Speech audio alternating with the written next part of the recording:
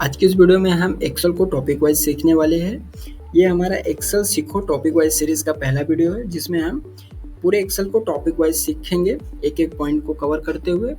और ये सारे टॉपिक वाइज को हमने शॉर्ट फॉर्म में भी कन्वर्ट किया है। अगर आपको शॉर्ट फॉर्म में भी सीखना है तो आप शॉर्ट वाली वीडियो में भी जाके हमारे शॉर्ट्स के थ्रू आप इसको सीख सकते हैं।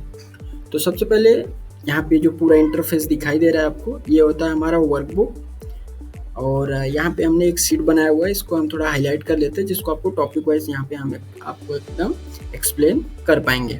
तो हमने यहाँ पे कुछ पहले से ही कमांड लगा के रखा हुआ है, मार्क करके रखा है, सिर्फ यहाँ पे आपको हमें उसको एक्सप्लेन करना है कि इसको क्या कहते हैं। तो सबसे पहले हम अगर यहाँ पे टॉप पे जाएंगे तो ये जो हमारा बुक 3 और एक्सेल करके दिखा रहा है, तो ये हमारा टाइटल बार में होता है। ये जो ग्रीन एरिया पूरा ये हमारा टाइटल बार होता है।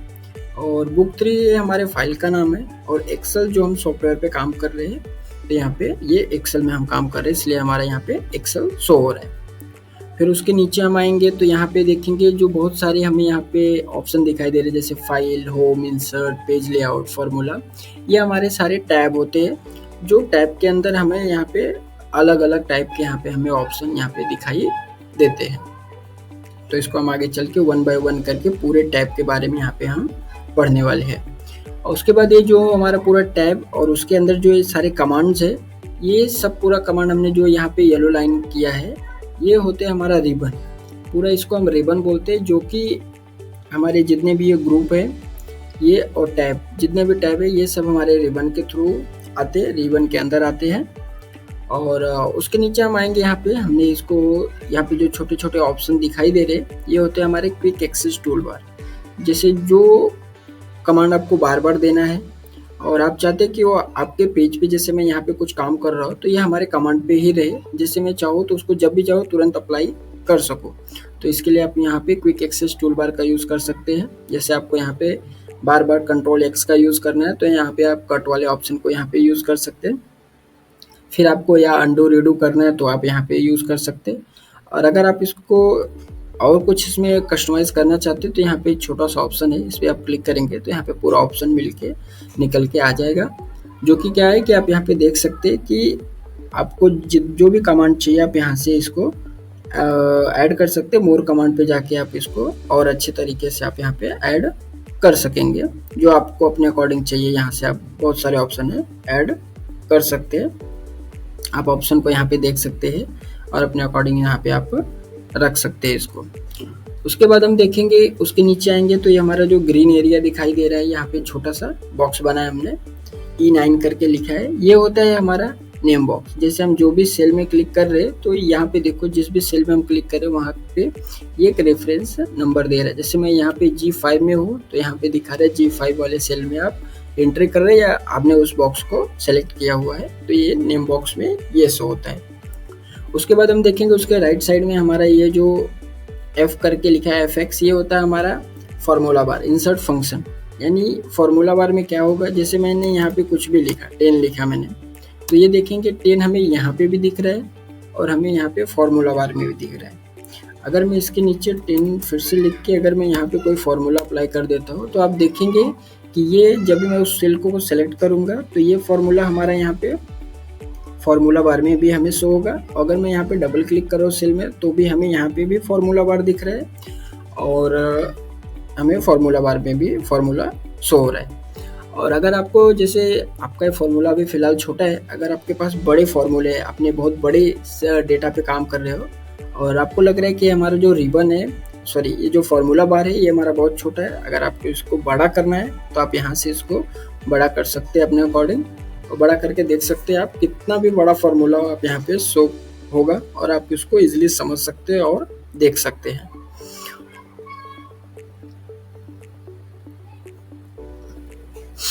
उसके बाद हम नीचे चलेंगे तो हमारा जो ABCD करके अल्फ़ाबेट है, ये हमारा होता है कॉलम। यहाँ पे हमने ब्लू लाइन किया हुआ है, ये हमारे होते हैं कॉलम। और ये जो नंबर है 1 2 3 4, ये हमारे होते हैं रॉ। ये रॉ होते हैं और ये कॉलम होते हैं। और ये रॉ एंड कॉलम जहाँ पे मिलते हैं, अभी आप देख सकते हैं यहाँ पे, ये मैं अगर इसको हाईलाइट करूँ थोड़ा सा, ये मेरा कॉलम हो गया। अगर मैं इसको यहाँ पे हाईलाइट करूँ तो ये हमारा रॉ हो गया। और जहाँ पे कॉलम एंड रो मिलके एक दूसरे को यहाँ पे कट कर रहे हैं या फिर एक दूसरे के ऊपर से निकल रहे हैं। तो आप देखो यहाँ पे एक छोटा सा बॉक्स जो बन रहा है, ये होता है हमारा सेल। इसमें रो एंड कॉलम को यहाँ पे जो इंटरसेक्ट कर रहे लाइनें उससे जो एक छोटा सा बॉक्स बन रहा है, ये होता है हमारा यहाँ पे सेल। तो आप इसको इजिली यहाँ पे समझ सकते हैं। और उसके नीचे हम चलेंगे, ये जो शीट 1, शीट 2, शीट 3 करके दिखाई दे रहा है, ये होता है हमारा वर्कशीट, जिसको आप यहाँ से अगर प्लस करना है तो आप प्लस वाले आइकन पे जाएंगे और क्लिक करेंगे तो यहाँ पे आपको देखेंगे कि शीट जो है ये प्लस होता दिखेगा। यानी कि आप अपने अकॉर्डिंग इस शीट को यहाँ पे प्लस भी कर सकते हैं। और अगर आपको यहाँ से डिलीट करना है तो शीट पे क्लिक करके राइट क्लिक, आप यहाँ पे डिलीट वाले ऑप्शन पे क्लिक करेंगे तो यहाँ पे देखेंगे आप, आपका यहाँ पे शीट जो है डिलीट हो जाएगा। उसके बाद उसके नीचे हम देख लेते हैं, हमने यहाँ पे ग्रीन लाइन किया हुआ है। तो ये क्या होता है, ये है हमारा यहाँ पे स्टेटस बार। स्टेटस बार में क्या होगा, जो भी डेटा हम यहाँ पे क्लिक करेंगे, जैसे अभी मैं इसको हटा देता हूँ, मैंने यहाँ पे समझ लो मैंने लिखा 10, 10 एंड 20। अभी मैं किसी एक सेल को सिलेक्ट कर रहा हूँ तो यहाँ पे मुझे कुछ डेटा शो नहीं हो रहा है। और जैसे मैं यहाँ पे मल्टीपल सेल को सिलेक्ट कर रहा हूँ तो यहाँ पे देखो बहुत सारे ऑप्शन ऑटोमेटिक यहाँ पे आ गए हैं। जो मुझे यहाँ पे पहला ऑप्शन है एवरेज, इसका एवरेज मुझे बताएगा यहाँ पे 13.33। और उसके बाद काउंट, यहाँ पे मेरा कितने सेल में डेटा है, ये 3 सेल में डेटा है यहाँ पे, तो यहाँ पे शो हो रहा है। और यहाँ पे मिनिमम सबसे कम जो मैंने डिजिट डाला वो कौन सा है, 10 है, आप यहाँ पे देख सकते हैं। और मैक्सिमम जो है वो 20 है, तो यहाँ पे आप देख सकेंगे। और उसके बाद अगर मैं वापस यहाँ पे देखूँ सम, तो इसका ऑटोमेटिक यहाँ पे सम निकल के आ रहा है 40। तो आप यहाँ पे ये फॉर्मूला क्या होता है, ऑटोमेटिक एक्सेल के थ्रू यहाँ पे अप्लाई होता है, बस आपको यहाँ पे सेलेक्ट करना होता है। कैसा करेंगे आप, इस पे जाके ये जो स्टेटस बार वाला हमारा लाइन है वहाँ पे जाके आप राइट क्लिक करेंगे तो यहाँ पे देखेंगे बहुत सारे ऑप्शन आपको यहाँ पे ओपन होके मिल जाएगा।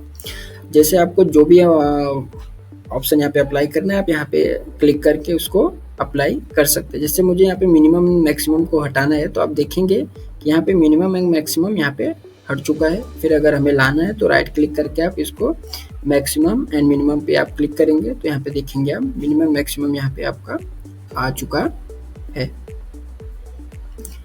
उसके बाद हमारा है यहाँ पे ये जो हमने 2 एरो डाला है, इसके बारे में हम देख लेते हैं। ये क्या होता है हमारा, ये है हमारा जूम स्लाइड है। ये जो होता है हमें अप एंड डाउन करने के लिए या फिर हमें लेफ्ट और राइट यहाँ पे क्लिक करके यहाँ पे आने के लिए यहाँ पे इसका हम यूज़ करते हैं। उसके बाद हम नीचे देखेंगे यहाँ पे जो हमारा ये छोटा सा मैंने बॉक्स बनाया है, ये होता है हमारा जूम स्लाइडर। अगर हमें ये एक्सेल शीट को हमें यहाँ पे जूम करना है तो हम प्लस वाले आइकन पे क्लिक करेंगे तो ये यहाँ पे देखेंगे जूम हो जाएगा। और माइनस वाले आइकन पे अगर हम क्लिक करेंगे तो यहाँ पे आप देखोगे कि ये हमारा यहाँ पे माइनस हो जाएगा, यानी कि ये एक्सेल का शीट हमारा जो है ये छोटा हो जाएगा। अगर हम इसको प्लस वाले पे क्लिक करेंगे तो ये हमारा प्लस हो जाएगा। आज के इस वीडियो में हमने छोटा सा एक इंटरफेस के बारे में एक टॉपिक को कवर किया था। अब अगले वीडियो में हम क्या करेंगे, यहाँ पे पहला हमारा फाइल टैब होगा, उसके सारे ऑप्शन के बारे में यहाँ पे हम 1 बाय 1 करके सीखेंगे और ऐसे ही करके हम आगे चलते हुए पूरे ऑप्शन को यहाँ पे सीखते हुए आगे चलेंगे। तो आज के लिए बस इतना ही, मिलते हैं हम कल एक नए वीडियो में, तब तक के लिए धन्यवाद।